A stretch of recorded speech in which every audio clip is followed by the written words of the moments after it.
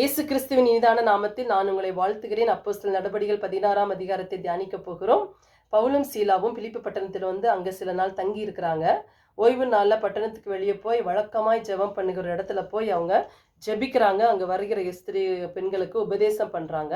அப்பொழுது ரத்தாம்பரம் விற்கிறவளும் தியத்திரா ஊராலும் லீதியால் என்னும் பேர் கொண்ட ஒரு பெண் அவர்கள் சொல்லுவதை கேட்டுக்கொண்டிருந்தால் கர்த்தர் அவளுடைய இருதயத்தை திறந்தள்ளினார்.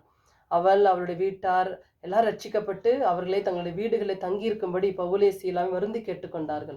இப்படியாக பவுலும் சீலாவும் அந்த ஜெபிக்கிற இடத்துக்கு போகும்போது இன்னொரு பெண் குறி சொல்லுகிற அசுத்தாவி பிடித்த ஒரு பெண் இவர்கள் போகும்போதெல்லாம் பின்னாடி இருந்து கத்துவா, உன்னதமான தேவனுடைய ஊழியக்காரர் என்று சொல்லி.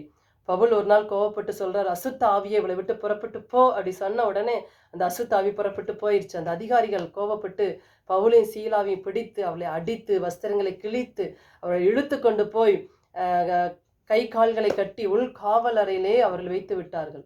நடுராத்திரியிலே பவுலும் சீலாவும் ஜெபம் பண்ணி கர்த்தரை துதித்து பாடி ஆராதிக்கும் போது என்ன நடந்தது?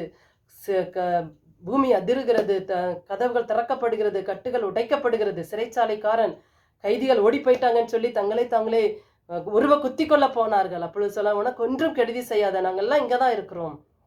அப்பொழுது சிறைச்சாலைக்காரன் கேட்கிறான், ஆண்டவன்மாரே, நாங்கள் ரட்சிக்கப்படுவதற்கு என்ன செய்ய வேண்டும்?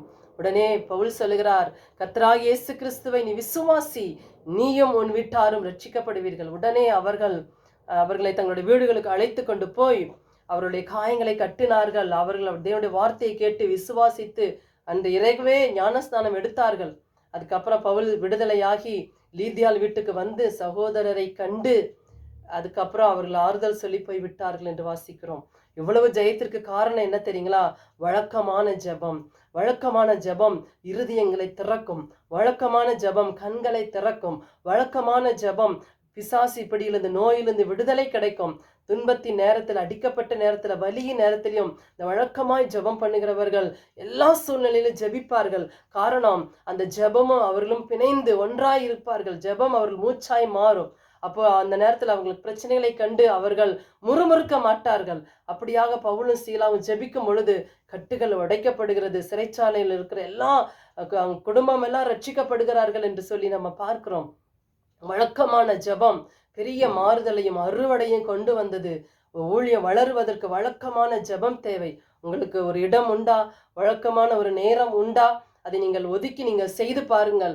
மனுஷகுமாரனுக்கு முன்பாக நிற்பதற்கு, நீ வருகிற எல்லா பிரச்சனையும் தப்பித்துக் கொள்வதற்கும் இந்த ஜெபம் மட்டும்தான் நம்மளுக்கு உதவி செய்யும். ஜெபம் மட்டும்தான். அதற்காகத்தான் ஆண்டவர் சார் விழித்திருந்து ஜெபம் பண்ணுங்கள். நீங்க வழக்கமாய் ஜெபம் பண்ணி பாருங்க, உங்க வாழ்விலே தோல்வியெல்லாம் ஜெயமாய் மாறும். யார் அடித்து அவங்களை தரத்தரன்னு எடுத்துட்டு போனாங்களே அவர்களே ஆண்டவன் மாறே என்று கூப்பிட்டாங்க. யார் காயப்படுத்தினார்களோ அவள் காயம் கட்டினார்கள். அப்படியாக ஆண்டவர் சூழ்நிலைகளை மாற்றி உங்களுக்கு ஜெயத்தை தருவார். ஜெபிக்க ஒப்புக்கொடுங்கள்.